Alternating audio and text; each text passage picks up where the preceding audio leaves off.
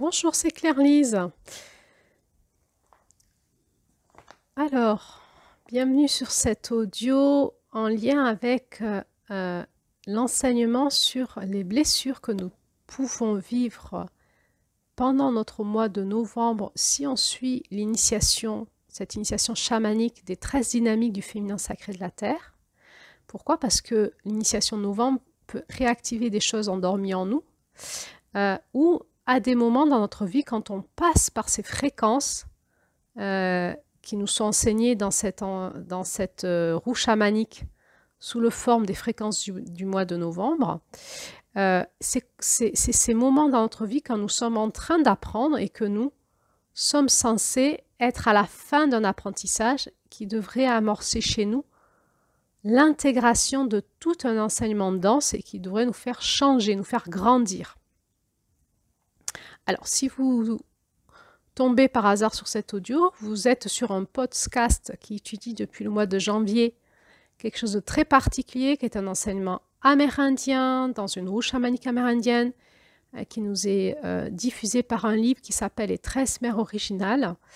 Et chaque mois, je propose la lecture du conte de ce livre et l'étude de tous les enseignements qui nous sont donnés à travers ces contes par différents audios que je donne. Et chaque mois, je propose les blessures qui peuvent se réactiver en nous en lien avec ce que nous étudions ce mois-là. Nous sommes donc au mois de novembre, nous étudions un conte qui s'appelle La grande femme qui marche ou Celle qui marche dans sa grandeur. Et donc, il y a eu plusieurs audios, dont certaines qui ont lu le conte, exprimé la couleur du mois, qui est la couleur blanche dans cet enseignement. Et puis, on a analysé ensemble les énergies du mois dans cette roue chamanique et de ce conte. Et nous en sommes donc à cet audio où nous explorons ensemble les blessures. Donc, je vais faire référence à tout un tas de choses que nous connaissons déjà si nous tournons ensemble dans cette roue chamanique. Si vous rattrapez en cours de route le processus, eh bien, si ça vous intéresse, écoutez l'audio. Il y a des choses qui vont vous parler, il y a des choses qui vous parleront moins parce que je fais référence à des notions que l'on connaît dans cette roue chamanique. Mais vous pourriez toujours aller fouiller ensuite les autres audios à votre façon, suivant votre rythme et vos appels. Donc cet audio fait directement suite à celle qui a étudié l'énergie, les deux avant, qui ont étudié les énergies du mois de novembre et en lien aussi avec le conte.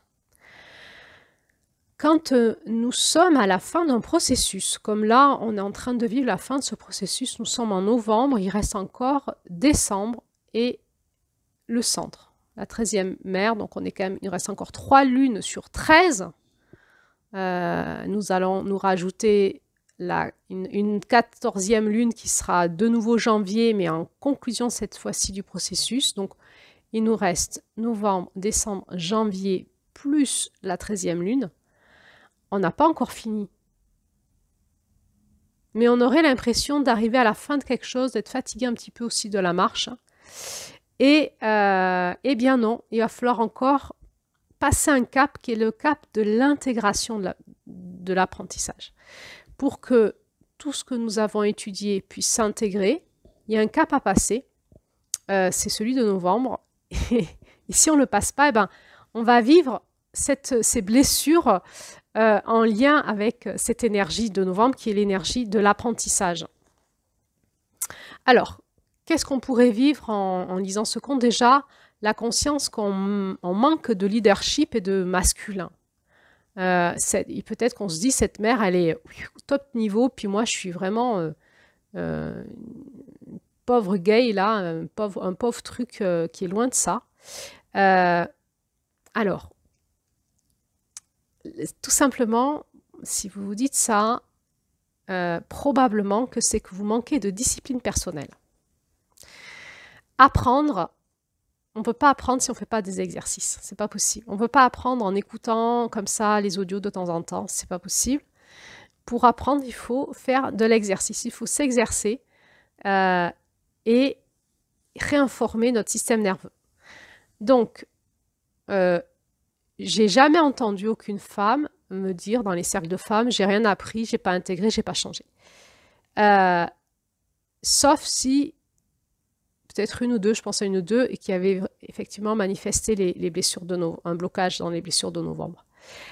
Mais en principe, par tous les exercices que l'on fait faire, que l'on demande, et le fait qu'on tient les personnes dans le processus par l'engagement qu'elles ont fait au processus, un engagement financier, avec des chèques de caution. Il y avait des clauses de désengagement, mais les clauses de désengagement étaient faites aussi de telle façon à ce qu'elles perdaient la moitié de leur argent. Et du coup, ben, elles ont tenu, elles ont fait leur exercice.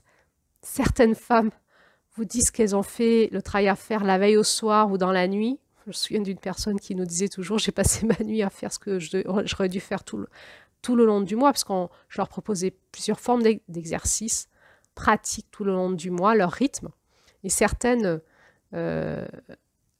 arrivées à extrême limite, avaient fait l'exercice au dernier moment. Donc, qu'est-ce que ça nous montre? Ces personnes, elles font leur exercice parce qu'elles ont quelque chose qui les tient dans une discipline. Si elles n'ont plus de discipline personnelle, elles ne font pas leur exercice. Le manque de discipline personnelle fait qu'on n'apprend pas, on ne peut pas apprendre. On n'avance pas et on ne réussit pas. Ça ne passe pas dans la matière. L'exercice, l'entraînement, l'expérience, on apprend par l'expérience. On apprend par l'expérience. Et on apprend nos erreurs. Et pour cela, il faut s'engager dans une discipline personnelle. Donc, tout travail d'apprentissage dans lequel on s'engage et dans lequel on s'exerce par des disciplines personnelles fait qu'on va grandir, qu'on va s'exercer, qu'on va se perfectionner, qu'à un moment, on va atteindre un niveau de maîtrise.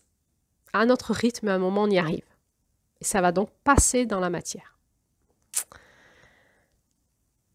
Alors, ce qu'on peut vivre aussi, du coup, c'est on admire les autres leaders et ça peut nous rendre jaloux et avoir de la rancœur, de la jalousie. Ça, c'est un manque de responsabilisation. Si je veux devenir comme eux, ben, je me mets en route et je le fais. Alors, si on n'arrive pas à le faire, si on dit oui, mais j'y arrive pas à le faire, je me dis que demain je le ferai, puis je le ferai pas, c'est qu'on est bloqué en amont sur la roue, sur une autre porte, une autre moi, et qu'on est refoulé, en fait, et qu'on n'a pas intégré notre masculin pour pouvoir avoir cette autorité personnelle en nous et avoir ce leadership personnel qui est que je vais y arriver, je vais m'exercer toute seule et je vais monter en puissance. Et je m'y tiens tous les jours, il y a une discipline. Hein. Qu'est-ce qu'on peut vivre aussi? On peut vivre des blocages dans notre corps, dans nos énergies et dans notre système nerveux. C'est-à-dire qu'on a beau se discipliner, ça passe pas, c'est bloqué. Notre structure bloque. C'est comme si on avait de la difficulté à incarner notre âme dans la matière. Un problème d'incarnation, ça passe pas, ça bloque dans notre corps. Ça contracte, ça ne veut pas fondre dans l'eau.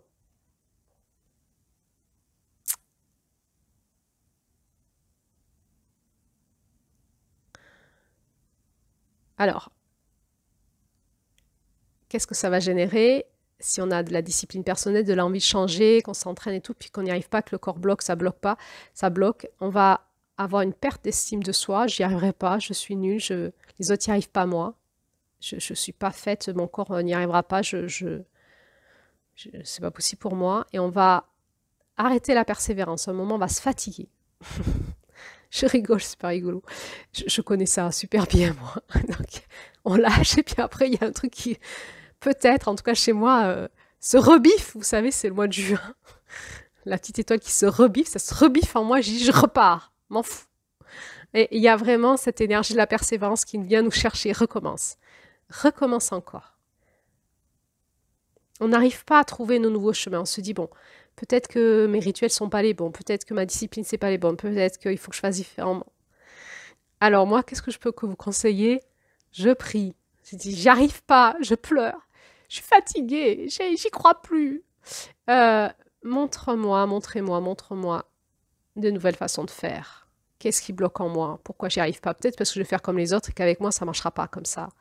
Comment je peux réinventer des chemins en moi, dans mon système nerveux? Donc là, on parle vraiment de la notion finalement de plasticité cérébrale, hein, de contourner l'obstacle plutôt que de vouloir l'enlever, de créer des nouveaux chemins en nous Et on va laisser faire la tisseuse, hein, cette artiste en nous qui va nous créer des nouveaux rituels, une compréhension, une intelligence profonde en nous qui nous dit ah, mais je vois que là je peux pas, on va avoir de la compassion pour nous, dire non mais là je peux pas, ça marche pas. Et on va se créer des nouveaux chemins, peut-être des chemins qui vont nous amener dans la compassion, qui sait. C'est comme si on avait enfermé notre esprit dans notre propre prison. On n'a plus d'idées, on n'a plus d'élan, d'envie, on n'y croit plus, on a une perte de foi. C'est comme si on avait du mal à laisser la conscience de la lumière blanche nous traverser. Parce que la conscience de la lumière blanche va nous faire voir nos zones d'ombre, nos dysfonctionnements, nos discordances, nos points de jonction, ce qui va pas, va clarifier en nous, va nous proposer de nouveaux chemins et va nous aider aussi à déconstruire, à clarifier, à nous expanser. C'est comme si nous faisions obstacle à la lumière blanche dans un espèce de blocus quelque part qu'on a à observer dans nos blessures pour voir de quoi parle cette blessure-là. Pourquoi je bloque. Alors, on aura un audio spécial sur les blessures, on ira plus loin là-dedans dans l'investigation de ça. Bon, alors jusque-là, tout va bien. Si vous vous sentez concerné, ne vous inquiétez pas, moi aussi. Moi aussi. C'est la fin de la roue et il faut se la partir. On peut redoubler aussi. Hein. Et c'est notre propre médecine qu'on est en train d'intégrer. C'est nos propres rêves cachés dans notre cœur qu'on est en train de faire passer dans la matière. Un peu de compassion, s'il vous plaît. C'est pas facile toujours. Allez, c'est OK. C'est OK. Bon, peut-être que aussi, en tant que femme, peut-être avec un certain leadership, une certaine forme d'accomplissement dans notre féminin, à notre niveau, bien sûr, eh bien, on pourrait ne pas avoir confiance en soi en tant que femme face aux hommes, dans nos différences. Et on voit que dans le féminin, il y a une partie du féminin qui enseigne aux hommes en montrant par l'exemple. Et je dois vous dire que c'est pas simple. D'abord parce qu'il faut arriver à leur faire envie, de nous suivre. Ensuite, une fois qu'ils ont envie, il faut les aider à avoir le courage de nous suivre, parce que c'est les faire aller dans leur féminin, et pour eux, c'est très compliqué. C'est très... ça fait peur. Et puis nous, il faut qu'on ait cet art de la grande femme qui marche, et de savoir les enseigner sans les brusquer, etc. Et d'être élève de notre propre médecine, dans notre humilité. Donc on apprend de nos erreurs. Et plus ça va, plus on rencontre des hommes qui vont s'intéresser à ce qu'on diffuse dans notre médecine. Et un jour, certains vont même venir nous demander de leur apprendre. Alors c'est gagné, ça veut dire quoi? Ça veut dire que nous, dans notre posture, on a bougé et qu'on a appris avec la grande femme qui marche, et petit à petit, on a appris les leçons d'être celle qui enseigne à des hommes. C'est pas facile, hein.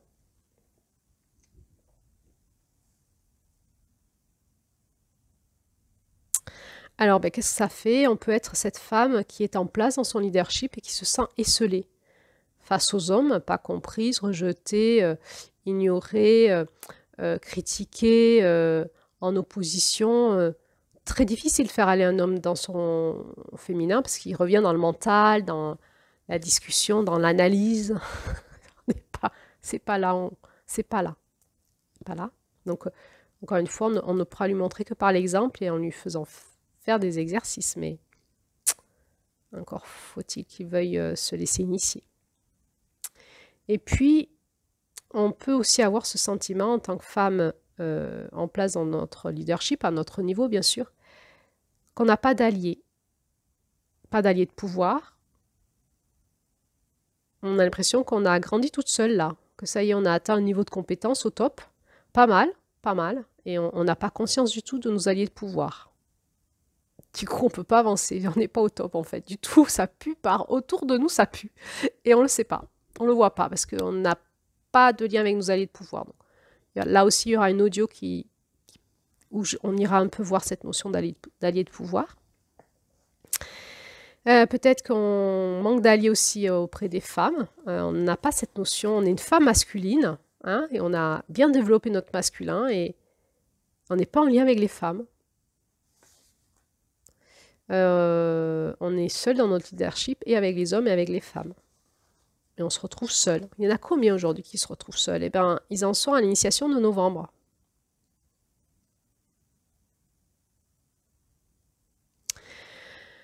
Peut-être aussi que cette énergie qu'on trouve dans ce conte euh, euh, nous braque un petit peu et en fait on ne veut pas reconnaître nos erreurs, on ne veut pas apprendre nos erreurs, on veut rester dans cette impeccabilité, dans voir ce perfectionnisme. Et pour nous c'est insoutenable de ne pas être parfaite et d'apprendre nos erreurs. Alors on avait vu en juillet la notion du burn-out, entre autres familial et parental, qui concernait les personnes un peu trop perfectionnistes. On en est là, des personnes qui ne prennent pas de repos, qui poussent l'énergie de leur masculin trop loin, dans le perfectionnisme, le contrôle, la maîtrise, d'être irréprochable. Et ça passe pas par le repos, par le lâcher-prise et accepter un peu le bordel dans nos vies, quoi. À des moments, on n'y arrive plus, quoi. C'est boum, ça y est, on lâche. Et on passe à l'extrême à l'autre. Hein. Ben non, en fait, la réalité, c'est que c'était pas si beau que ça à l'intérieur de moi. Je maîtrisais pas tant que ça.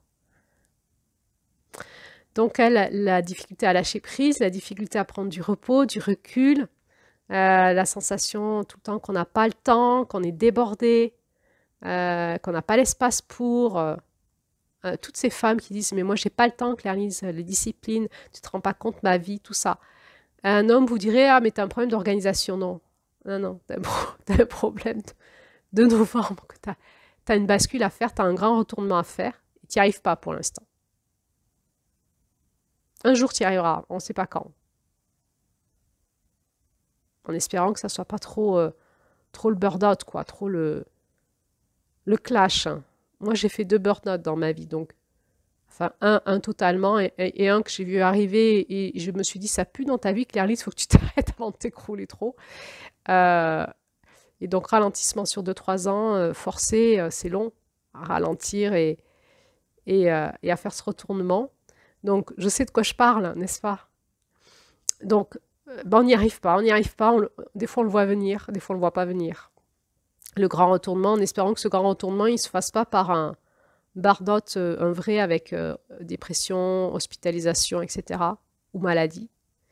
Le truc qui, dans la vie, nous dit lâche maintenant. Et tu veux pas entendre, je vais te faire lâcher. Ça, c'est la grande femme qui marche, qui vient, paf, lâche.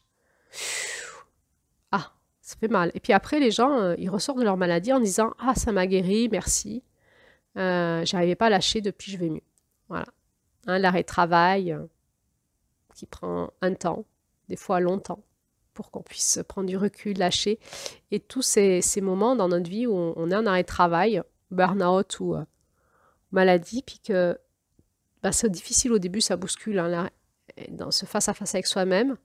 Et puis après, c'est prise de recul. Et si ça se passe bien, on voit ces nouveaux points de vue, cette nouvelle vision. Si ça se passe mal, on va plonger dans notre ombre et on va voir faire peut-être ces passages même de nuit noire de l'âme, certains appellent ça. C'est plus, pour moi, là on est plus dans l'effondrement de la structure de la personne. L'âme, elle est en train de se régénérer derrière et elle demande à ce que la structure maintenant lâche parce qu'elle peut pas passer à la matière et c'est pas possible. Donc la structure lâche et ça peut nous faire un effondrement de structure psychologique. On a l'impression de devenir fou ou de partir profondément en dépression. On perd nos repères intérieurs et on perd, comme ce sucre qu'ils font dans l'eau, on n'est plus rien, on a l'impression d'être plus rien dans la société, de servir à rien et d'être un chamallow tout mou, en arrêt de travail, qui est devenu dépendant de la société puisqu'il vit au crochet de ceux qui travaillent. Non, c'est un temps. C'est le temps du repos dans les pattes de la lionne blanche pour prendre du recul et pouvoir repartir dans une nouvelle dynamique, une nouvelle structure plus en lien avec notre âme. Et donc, on peut vivre sans aller à l'effondrement, on peut vivre transitoirement cette période où on sent plutôt l'énergie du refoulement plutôt que du retournement. C'est quoi? Eh bien, on a comme ça une structure rigide dans notre corps, dans notre système nerveux, dans nos pensées, dans notre énergie, où on tient, on tient, on tient, on tient, on tient. On va y revenir sur un autre audio, sur notre structure là. Et notre âme, elle aimerait bien passer, là c'est bon, elle a fait tout son travail, et elle dit ah, allez, allez, il faut changer, il faut nouveau chemin, il faut... Elle peut pas, elle se fait comme refouler en permanence, elle se fait refouler par notre structure. Elle vit comme ça, cette espèce de tournée en rond, ça passe pas, elle a envie, donc ça donne quoi? Dans la réalité, c'est des femmes, des clients, des patients, où nous, on dit quoi? On répète toujours les mêmes intentions, et on veut y arriver, on prend des séances, des consultations, on essaie plusieurs techniques et tout. Ça passe pas. Ça passe pas. Notre âme, elle dit, je veux y arriver. Je veux ça dans la vie. Et techniquement, ça passe pas dans la matière. On se sent refoulé. Comme si la vie, elle voulait pas de nous. Comme si la structure, la matière, comme si on n'arrivait pas à s'incarner. On se sent refoulé. On cherche ce passage de retournement. On n'y arrive pas. On n'y arrive pas parce qu'on n'arrive pas à passer à la deuxième partie du conte. Il nous manque nos alliés. Il nous manque ce grand retournement. Alors, eh bien, si vous voulez y arriver, eh ben, je vous invite à me suivre dans les prochains audios. On va essayer d'affiner un petit peu ça avec la lumière blanche, dire c'est quoi cette histoire de grand retournement, pour qu'on se donne un peu les chances peut-être d'impulser ça en nous, pour qu'on y arrive quand même à intégrer nos rêves, à les faire passer dans la matière et incarner nos changements. Alors, je vous dis à bientôt pour la suite. Prochain audio, c'est l'ombre de l'énergie de novembre. À bientôt.